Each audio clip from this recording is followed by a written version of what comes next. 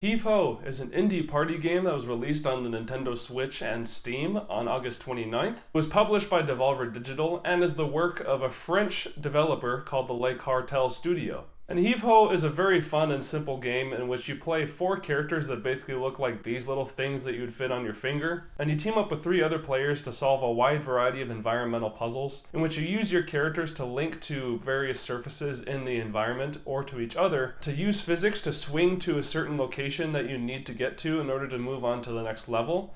And sometimes you have to maneuver through some various hazards and get coins to unlock more costumes. And ultimately, it is a game that does offer very simple controls and a very simple premise, but challenges you to the maximum, because Heave Ho is a satisfyingly tough game to play.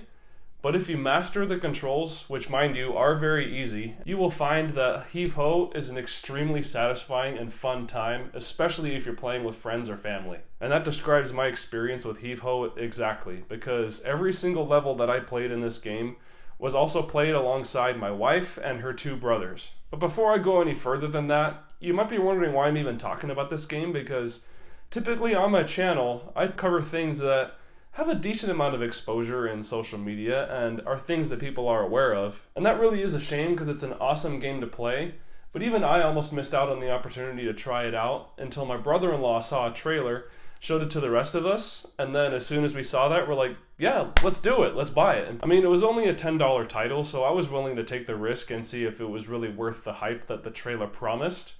And my goodness, is it fun. As I have mentioned in previous movies that I have reviewed on this channel, I'm a pretty tough laugh. I mean, I find a good amount of things funny, but I won't normally outwardly react to something that I find funny. But in pretty much every single level that I played of this game, I was in stitches. And a lot of that has to do with 2 very specific reasons. The first one being the presentation. Heave Ho is an absolutely cartoonish and wacky experience, and it definitely adds to the entertainment value of it all. The whole entire game is presented with this kind of chalky, moving art style that really complements the hilarity of everything. It already makes all the environments and characters look goofy and entertaining, but what makes that even more satisfying are all the cute voices that accompany the characters. It is endlessly funny to see one of your characters fall from the top of the screen to the very bottom, and then you will hear like this voice go, and when they die, there's this sound of like a crashing cymbal, and then there's basically this spurt of, you might as well call it blood, but it's just colored goo for the sake of it being an E10 rated game. A combination of all those aesthetic elements together just make for something that's so funny, especially when you're trying to reach a specific area and you might be spinning your character around and around like an extremely fast pinwheel, and then when you finally launch your character and you miss, that just makes it even more hilarious. Yes, there is an element of frustration and brutal challenge to the game, but some of that does add to the humor of the game as well, if you are willing to buy into the fact that this game forces you to do a lot of trial and error. And I think that makes the game complex and entertaining enough to make it something worth playing beyond just the simple hilarity of watching these characters die and you kind of laughing at your own expense. I enjoyed having the opportunity to play this game and being able to bond more with my wife and her 2 brothers by teaming up with them, trying to figure out solutions that will enable us to work together towards an inevitable solution. It made for a great team building experience, and it was a lot of fun. And there's certainly a lot of fun to be had for the $10 that you do spend, because there are about 10 regular levels that you can go through that are challenging in their own right,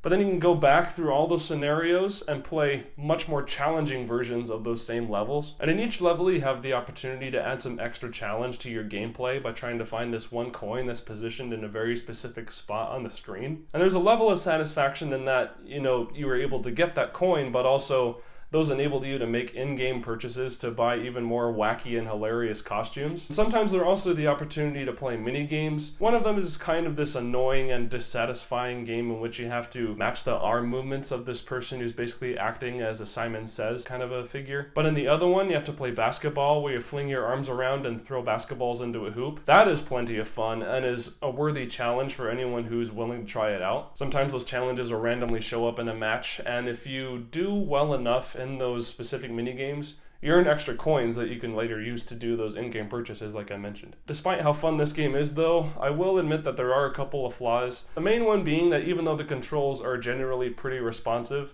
there were a lot of times in which all of us got frustrated because all of the arm movements are controlled by one control stick. And so when you're trying to move your character in a position that'll give you an advantage in the gameplay, sometimes either your character wouldn't respond as smoothly as you would have hoped to, or it might move in one direction, but then the other arm would kind of get like tucked in like this, and you'd have to do a lot of annoying maneuvering around to get it untucked. If the developers added another option to where you can control one arm with one stick and another arm with the other, I think that could have made the gameplay a bit more smooth, and sometimes there were occasional frame rate drops. For the most part, the game runs at a pretty smooth 60 frames per second, but there were a couple of times in which it drastically moved down to, I want to say maybe like 10 frames per second, maybe just because my Switch got overheated or something happened with too much stuff being on the screen.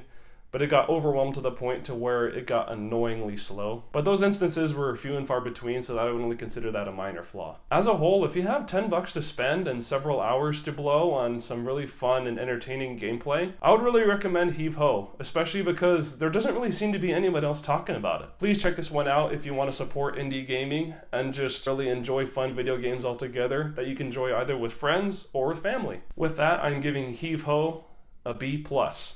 Also, a quick note about controllers, because with my Switch reviews, I like to talk about what the best controls to use for a game are. I think any controller really will work for this one. The only inputs that you ever really need for the game are the left control stick and the shoulder buttons. And the nice thing is that if you're using a full input controller gamepad like the Pro controller, both sets of shoulder buttons, like the regular bumpers and then the triggers, will work. The right side will control the right arm of your character and the left side will control the left arm.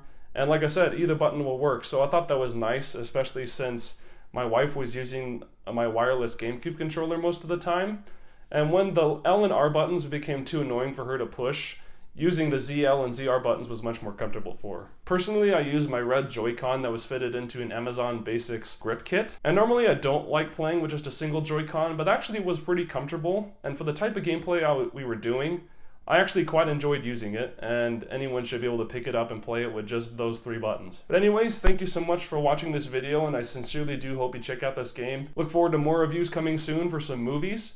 And if you liked this video, please feel free to like it and subscribe to my channel as well. It really does help me grow my content here, and I always appreciate your support. Feel free to ring the bell as well if you want some notifications for every single time I post. But in the end, thank you so much for watching as always, and I hope you have a good one, guys.